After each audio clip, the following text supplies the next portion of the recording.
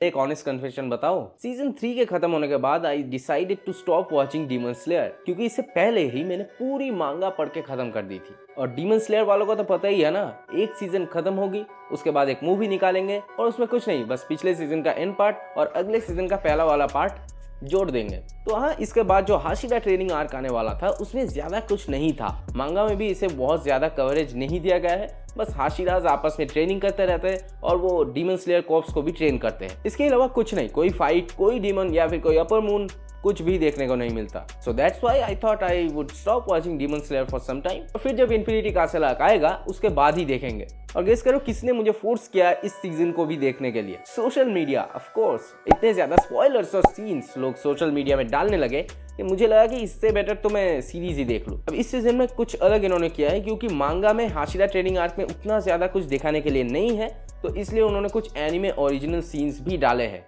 और इसके साथ कुछ फिलर्स भी। पहले मुझे लगा था कि ये कुछ ज्यादा इंटरेस्टिंग नहीं होगा, फिलर्स का तो तुम्हें पता ही है ना। और पहले कुछ एपिसोड्स में हाँ, it got a little boring, but धीरे धीरे जैसे एपिसोड्स आते गए वो लेवल धीरे धीरे ऊपर जाता गया, और जहां पर जाकर वो खत्म होती है ना, that ending was worth the wait. सारी रिग्रेट, सारी फ्रस्ट्रेशन एकदम से खत्म। जैसे कि लास्ट एपिसोड से पहले एपिसोड में मूजान की एंट्री। अब इस वाली एंट्री को इन लोगों ने इतना ज्यादा बिल्डअप दिया है ना, तुम्हें पता लगेगा कि डीमन किंग की एंट्री हो रही है, मतलब ये बंदा है डीमन किंग। इतने सारे camera angle, zoom in, zoom out, speed RAM, क्या नहीं हो रहा है वहां। इसको शायद इन्होंने 2.5 से 3 मिनट तक खींच दिया और मुझे लग गया था कि भाई अब तो मून वॉक देखने को मिल ही जाएगी।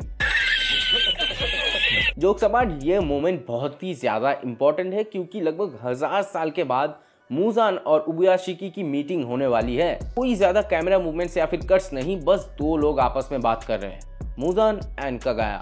यहाँ पर हमें पता चलता है कि ये जो उबुयाशिकी ब्लड लाइन है ये मूजान से ही रिलेटेड है, मतलब मूजान इनके ही ब्लड लाइन में था, बट हाँ बहुत साल पहले। अब क्योंकि इनकी फैमिली में एक डीमन पैदा हो गया था, इसके लिए इनकी ब्लड लाइन इन्फेक्टेड हो जाती है, और इसी वजह से इनके ब्लड लाइन के जो लोग होते हैं वो ज्यादा साल तक जिंदा नहीं रह पाते। इसका एक सोल्यूशन इन्होंने ढूंढा, कोई प्रीस्ट की फैमिली की लड़की से इन लोगों का शादी कर दिया गया, जिसकी वजह से इनकी एज थोड़ी बढ़ गई। इसी वजह से हम देख सकते हैं कि उबुयाशिकी की हालत भी बहुत ही ज्यादा बिगड़ गई है। He can die any moment. बाहर से हमें उबुयाशिकी बहुत ही शांत और एकदम नॉर्मल कन्वर्सेशन करते हुए दिखता तो है, बट उसके अंदर वही कड़वाहट और एक रेज भरा हुआ है मूजान के लिए। तो इसका पता हमें अगले सीन में चलता है, जहां पर उबुयाशिकी अपने और पूरी फैमिली को सैक्रिफाइस कर देता है मूजान को खत्म करने के लिए। He just blows up the entire mansion. अब मांगा में जब ये मोमेंट आता है तो ये बस एक ही पैनल का था, बट यहाँ पर इसे बहुत ही ज्यादा एक ग्रैंड फील दिया गया है। Kudos to the animators and the studio, जिन्होंने इसी कन्विक्शन के साथ पूरी एनिमेशन को हैंडल किया है।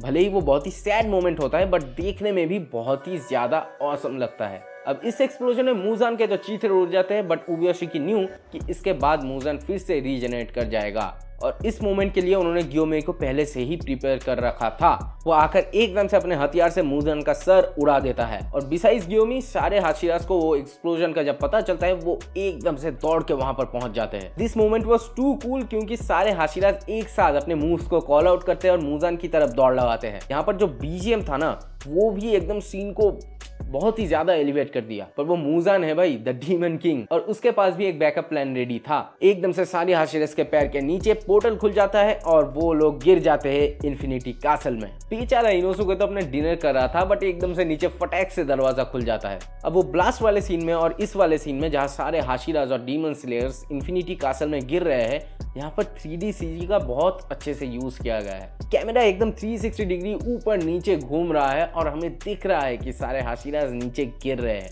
तांजीरो को तो फिर से मूजान दिख जाता है, जो कहता है कि वो सारे डीमन स्लेयर्स को एकदम से डिस्ट्रॉय कर देगा। मोस्ट एपिक लगता है जेनित्सु की एंट्री, जहां पर सारे हाशिरास तो एकदम अनप्रिपेयर्ड लग रहे थे, but Zenitsu is fully prepared for the upcoming battle. वो पहले वाला जेनित्सु नहीं रहा जो चिल्लाता था और रोता था और बस सोते वक्त ही फाइट करता था। अब वो जाग कर ही फाइट करेगा और बहुत ही तगड़ा फाइट करेगा। अब भले ही एंड वाले एपिसोड की लेंथ बड़ी थी, बट लग रहा था कि इससे ज्यादा थोड़ा बड़ा हो जाता और तो एक आध फाइट देखने को मिल जाती। बट हाँ, इसके बाद और सीजन्स नहीं आएंगे, जो स्टूडियो ने ऑफिशियली अनाउंस किया है। इसके बाद एक ट्रिलॉजी रिलीज होगी जिसमें ये लोग बाकी की स्टोरी कवर अप करेंगे। जिस लेवल पे ये लोग एनिमेशन को ले गए हैं, वहां पर थोड़ा पैसा छापना तो बनता है। जैसा ये लोग करते हैं ना, मूवी रिलीज होने के बाद ये जरूर से इसे स्ट्रीमिंग प्लेटफॉर्म पे भी रिलीज कर देंगे और पैसा छापने के लिए। तो जो लोग इसे इन केस थिएटर में नहीं देख पाएंगे उन लोगों के लिए चिंता की कोई बात नहीं है। ये one of the most epic animation scene था एनीमे में टिल नाउ मैंने जितने भी देखे हैं। अब बस मूवी का ही इंतजार रह गया है, जल्दी से ये लोग थिएटर्स में इसे रिलीज कर दे और हम देख ले।